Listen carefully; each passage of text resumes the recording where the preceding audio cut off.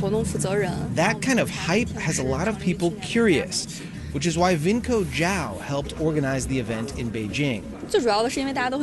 She says a lot of people in China have straight up FOMO, fear of missing out. They don't really know what OpenClaw is, but they're worried about not having it. Several local governments in China have actually encouraged the use of OpenClaw. The hope is that it can spawn what they call OPCs, or one-person companies, with a human who's helped by a bunch of AI agents. The central government has been more wary of giving bots access to networks and even potentially sensitive information like passwords. It restricts the use of OpenClaw on government work computers. Tonight, though, the party atmosphere spills downstairs from the bar into an overflow space. Attendees are kicking traditional jianzi, a hacky sack kind of toy. They can win vouchers for tokens if they kick it 10 or more times. Tokens are digital fuel for AI. More tokens means your little lobster can do more tasks. Xian Yu, a blogger who covers AI, thinks it's all way overhyped. He reckons at least half the crowd will not actually end up using OpenClaw. It's too technical. For Yoda Li, though, who already uses AI in his work in financial technology, it's worth a try. There's no point, he says, in wallowing in anxiety. John Ruich, NPR News, Beijing.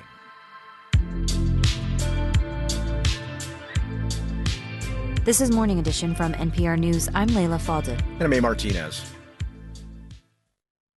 With the WNYC app, you can listen to our live shows, catch up on podcasts, and read stories from Gothamist and NPR. Download it now at wnyc.org/app. WNYC support comes from the New York Hall of Science, a hands-on science center and learning lab in Queens, inviting listeners to learn and play this spring break with special exhibits and daily demos. Tickets at nysci.org. On the next Brian Lehrer Show, did you hear President Trump say this last week? Medicaid, Medicare, all these individual things, they can do it on a state basis. You can't do it on a federal. He wants the federal government out of Medicare. We'll discuss the latest Trump budget proposal and that new position for him on health coverage. Also, when should journalists use or refrain from using AI? The Brian Lehrer Show, weekdays at 10 a.m. on WNYC.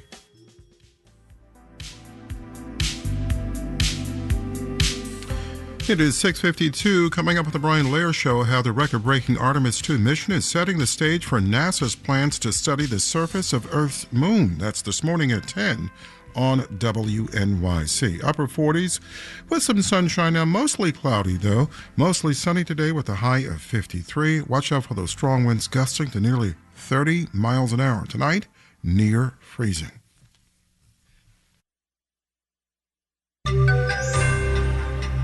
How a campus in the Old West treats very new artificial intelligence. Marketplace Morning Report is supported by Schwab. At Schwab, investors get choices ranging from self-directed investing to full-service wealth management all in one place. No matter the investing goal, life stage, amount to invest, or know-how, Schwab can help. More at schwab.com. I'm David Brancaccio. First, crude oil remains high, $113 a barrel now, with President Trump's deadline for Iran to reopen a key route for oil just about 13 hours away. S&P futures are down 0.2%, NASDAQ futures down 0.3%. U.S. government bonds can be seen as a haven during volatile times. Not seeing more of that at the moment, though. The 10-year interest rate steady, 4.33%. And activist investors making a play for the big record label that has Taylor Swift, among others, in a deal valued at around $64 billion. Here's Marketplace's Nancy Marshall-Genzer. Investor Bill Ackman is behind the deal. He wants his investment firm, Pershing Square Capital Management, to take over Universal Music Group, or UMG. Ackman says UMG's stock price has, quote, languished because of issues unrelated to the performance of its music business. Ackman says those problems would be solved with the transaction he's proposing. Ackman wants to merge UMG with Pershing Square Spark Holdings. The new company would be based in Nevada and listed on the New York Stock Exchange. UMG hasn't commented on the proposal yet. I'm Nancy Marshall-Genzer for Marketplace. Marketplace Morning Report is supported by Bitwarden Password Manager.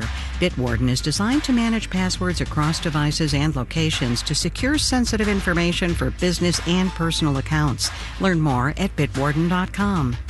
And by GEP. With GEP Key Agentic AI and GEP Smart Software, GEP is at the forefront in agentic procurement orchestration and autonomous supply chains. On Thursday, we see what the economy looks like in numerical form with the latest revision to gross domestic product. Growth was meager last time we got this government reading. We also get personal consumption inflation that day. But in search of a more immersive view of the U.S. economy, I took a drive along a stretch of historic Route 66, which turns 100 this year. Yesterday, I took us to some near ghost town, seemingly untouched by the artificial intelligence revolution. But today, a stop on 66 at a campus where AI is getting a full embrace.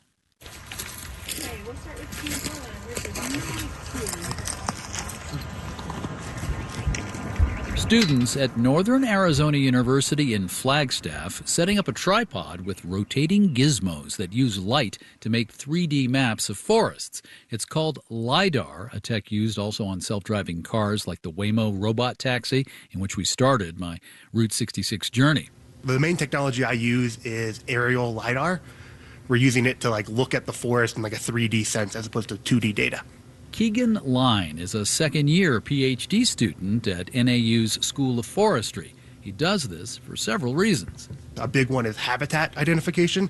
It is also good for understanding wildfires. But to tell a pinyon from a juniper from a quaking aspen takes more than LiDAR. It takes machine learning, artificial intelligence, to help humans like Keegan make sense of it all. Keegan Line, future PhD, is also a kind of shepherd for his AI flock. And you have to definitely tailor it to the problem itself. You need a lot of refinement, and you have to then look at the output and say, does this make sense? Is this something that's actually useful? And how can we use this in making decisions? One of Keegan's faculty advisors, Andrew Sanchez-Meder, has been using AI in his research since the early 90s, before it was cool. He finds the tech indispensable, but the big thing to watch out for is a model that seems better, but you don't really know why it's better. And then when you apply that model in a new place or in a new scenario or give it new data, it may not perform the way you thought it was going to perform. So you got to test it, right? You do. You can't trust it completely. We're not at a place where we can just unleash it.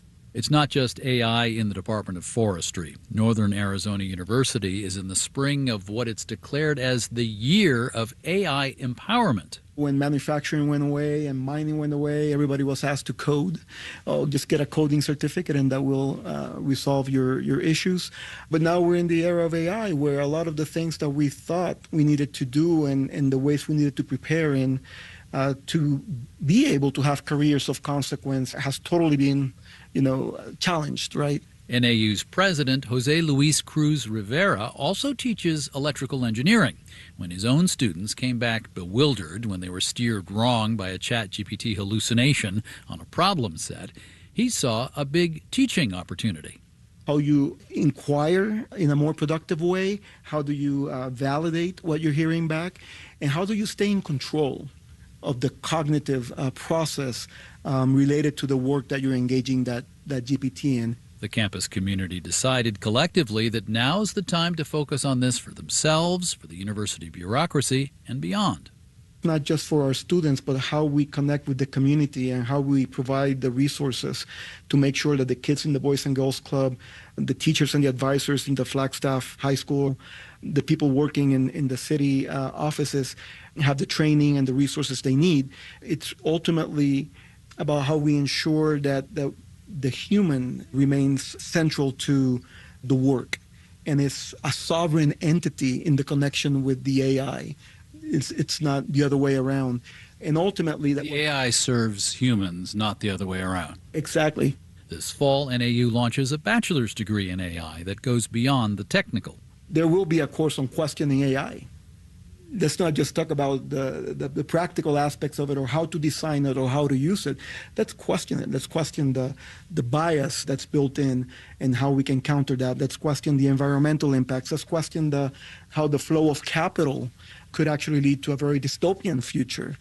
Because if you are going to be an engineer working with AI and machine learning, We want you to have that worldview available to you if and when the moment arises. Do you think your presence, the university's presence in this community, could help make the Flagstaff region an innovator, almost a hotbed of artificial intelligence?